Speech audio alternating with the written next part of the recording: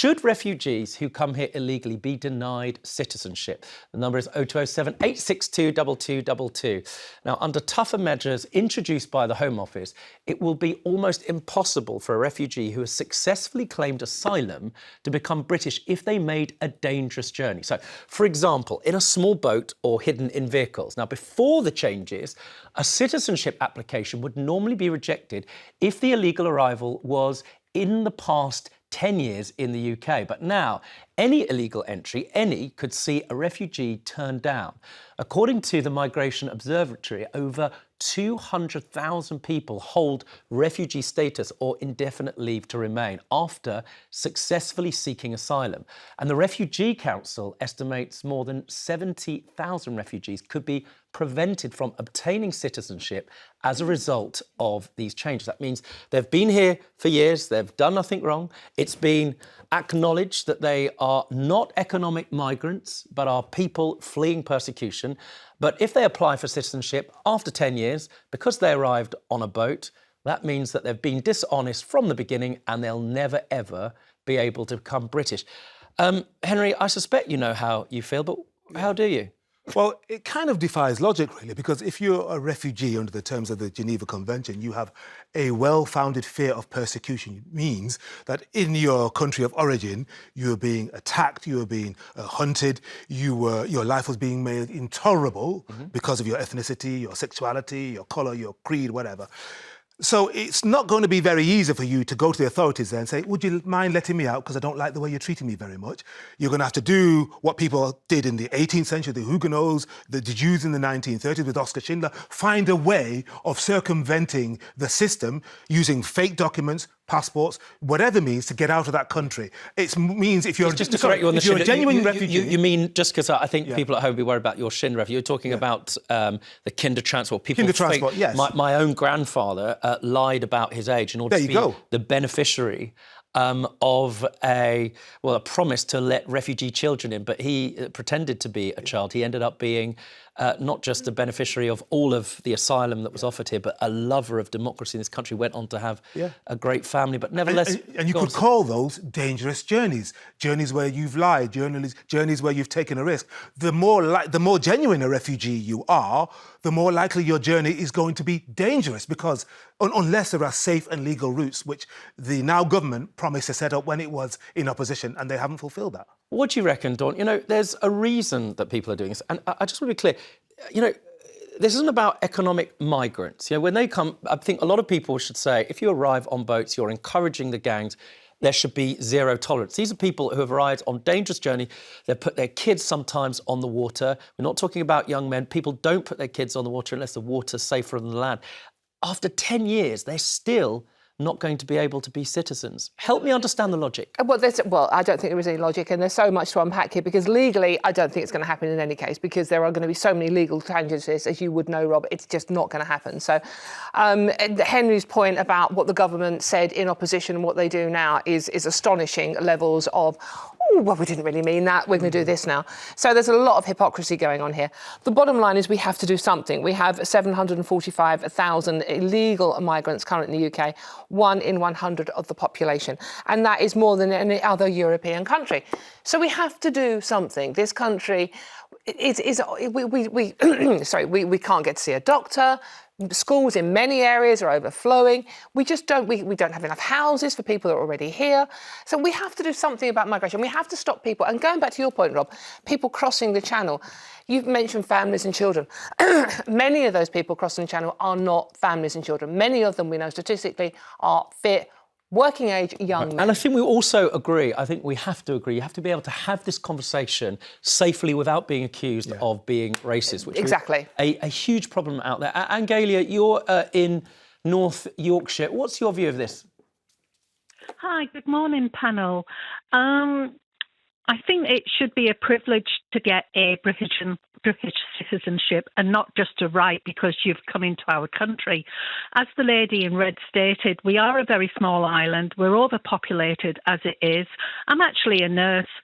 And under my NNC Code of Conduct, one of the first things is that for nurses that come over to the UK to work, they have to have a clear and effective command of English in written, verbal and understanding. Now, these people that come over are, again, because I'm not racist, but it sounds racist, are predominantly young men. You do get the odd woman and the odd child coming over, but they're all predominantly young men that throw their ID cards sorry to away. interrupt you. I just want to make sure I've understood you and that everybody at home has. Are you saying these are people that apply legally to come and work in the NHS? And is that what you were saying? No, what I'm saying was, like, as a sort of trying to clarify, people that come over don't always speak English, and they'll find it really hard to integrate into our way of life and to understand what it means to be British. These people are just coming into boats. They are illegal. I'm sick to death of hearing about all these safe routes. These people come over. We've got thousands of people, which are predominantly young men, coming over. Then maybe the answer, Angelia, maybe the answer, Angelia, is that sorry, next camera. You could say that if you are a young man from country X, Y, or Z, there'll be a presumption that you are not a genuine refugee. I don't think you should apply that to everybody who has come in through an irregular or dangerous routes, because for some people, that's the only way they can get across. But you could say, if you're from Albania, for example, or India, countries that are not at war, we will presume that your application will be Angelia, let me ask you very, very quickly. Imagine this scenario. Somebody's come from a dangerous place. Everybody recognises that they were in fear, that they're a real refugee, not an economic migrant. They learn English, they become a very helpful member of our society. Perhaps they go and work alongside you in the brilliant work you do in the NHS. In those circumstances, imagine they'd worked alongside you for, say, 10 years. In those circumstances, even if they'd arrived by dangerous boat, wouldn't you say that they would be entitled, in fact, they'd earned their citizenship, Angelia? Well, that's where you make the definition, isn't it? Right. It's not a right. You have to earn it. It's not a given right. You have to learn it. You have to understand what it means to be British, our way of life, not segregate themselves. They need to integrate into our society and be a contributing member. Now, that doesn't happen overnight. So I think this 15, 20 years thing is absolutely spot on.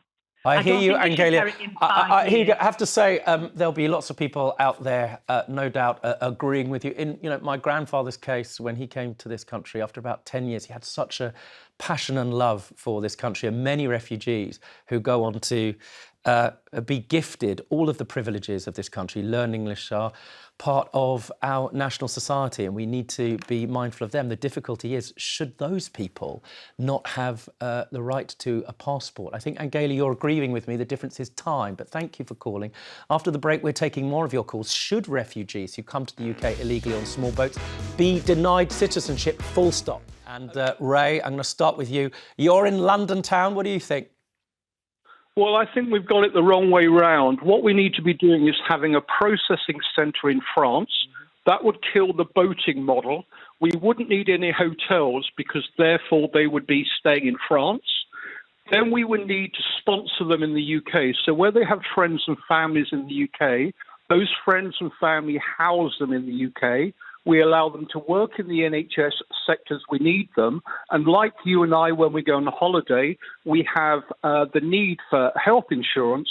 We make them take out health insurance for 5 years. That takes the burden off the NHS. That wipes out the total cost of the crisis. It takes out the poisonous atmosphere of anti-migrant, anti-refugee, and you kill off reform overnight. Right, that's solution resolved. Well, that's quite the thought-through solution. I don't know whether you're in politics. I'm going to hold it there before going to the panel. Steve, you're in Wiltshire. I'm not sure if you heard Ray's prescription for how we solve this problem. What do you think? Good morning, Rob. Good morning, Yeah, Steve. I think he's come up with a good. What he said makes a lot of sense. Now, the one reason I've rung in was my sister-in-law, who's Australian, my ex-sister-in-law, who's Australian, shall I say, was over here and she worked in the mental health. Right. She worked as a mental health manager. and she wanted a British citizenship. She had to sit an exam. Right. Well, Steve, she had to the know reason about can I British- stop you? The reason I'm talking over you, yeah, it's very, very difficult to become a British citizen, but what's being proposed here is not going to stop that, right? So if you've arrived on a boat, you've been granted refugee status, a court has decided you're not an economic migrant, you're here for 5 years, you get unconditional leave to remain, you might have worked in the NHS. To apply to be a citizen, much like your ex-sister-in-law, I hope she didn't do anything wrong, in those circumstances, you have to take the same exam as your sister-in-law. What they're saying is, because you arrived on a boat in the first place, you're never going to be able to get citizenship. And that doesn't seem fair, does it, Steve?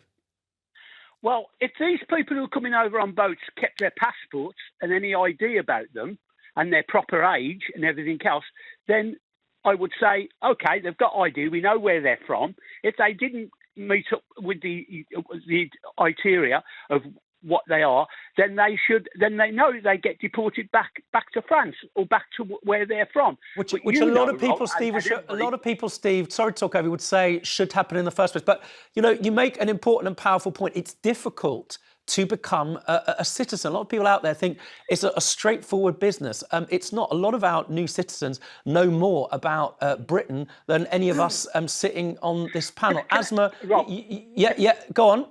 Yeah, to take the exam, yeah, you've got to pay to take that exam. Sure. I think it was in the region of £10,000. I don't think it's that much, but it's certainly a lot, and you certainly have to know a lot of money. You have to certainly know a great deal about British life. Asma, you're in London. Now, you've heard we've got people with policy ideas, people who feel that, look, if you've got a passport in the first place and you don't get rid of it, then of course you're not dishonest. But Asma, do you acknowledge that there is a problem here that needs to be resolved? Yes, I do. As I was speaking to your colleague on that I spoke to a while ago, right. I think Britain has a duty, especially the countries that were once colonised by the British, and these countries are in a war-torn situation, and they fleeing from persecution. Yep. I think it's our duty to look after these people if they're genuinely fleeing persecution, Asma, no matter where they are in the world. Asma, I hear you, and you make an important point. Where people are genuinely fleeing persecution, then the British law and international law requires us to consider them not just to be refugees, but above all else, to give them a place of safety. The complaint, Asma, I'm going to go to you, Henry, is that there are circumstances where to put it in Sun language, people are taking the mickey. Yeah, and that's the line from Nigel Farage, leader of Reform, Kemi Badenoch, leader of the Conservative Party, and they want to see a review, if not reform, of the 1951 Geneva Convention. Right. But I think Asma is onto something, you know, particularly where there's a historical connection with the country. And if we can process these claims, which is something that the previous government stopped doing, find out where people are from, and say, you can even say, if you arrive here without a passport, you know, whether you've come across a boat or whatever, or on a boat or whatever, then you will be presumed not to be a genuine refugee. Some people say that some of those ex-colonised places are no longer unsafe. They're just very difficult, challenging to live in. I worked in Sierra Leone. That's one of the examples. No longer a war, but it's, to say the least, the prospects are nothing like the prospects of arriving in the UK. Scott, I'm going to give you the last word. What's your view on all of this? Should people never be granted citizenship if they arrived in a boat, no matter how much or how good they are, how much they've contributed to the economy, and whether they're a real deal refugee? No, they should be returned instantly. As soon as they land on these shores, they should be picked up and returned straight back to where they've come from. They've entered the country illegally. They've thrown the documents in the sea, and then they're getting put up in five-star hotels, four-star hotels. What about our pensioners? What about our veterans that are all suffering? It shouldn't be happening. Our people in this country should be put first. These people should be returned instantly as soon as they get back. We need somebody like Trump running this country that's got a backbone to say, that's enough, get back. And it's as simple as that. Scott, do you include everybody in that? Presumably, every single one of them should be returned instantly. That have come over into this country illegally on a boat with no identification, no nothing. They should be took straight back to where they come from. Thanks very much, Instantly. Scott. Listen, I suspect there's a lot of people that will agree with you. But it's going to be more difficult than you think. Will the French say, yes, OK, we'll take them back? The French will say, no, there's no agreement. And it's also an interesting thing to think about the number of people who are, Scott, on a visa of unconditional leave to remain who populate our schools, all of our public services. But it's a difficult one, to be sure, and a lot of people are very anxious about the depletion and the challenges on our public resources. Scott, thanks for your call.